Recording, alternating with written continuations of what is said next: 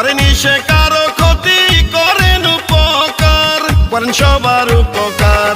গরিব দুঃখী অসহায় মানুষের পাশে যে নেতাকে পাওয়া যায় সে তো মোদের জনদরদি নুরুল আমিন ভাই।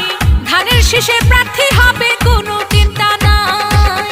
শুনেন আমার মিরসরাইয়ের বিএনপির নেতা কর্মী জনগণ সবাই, এই মাটির কৃতি সন্তান নুরুল আমিন ভাই।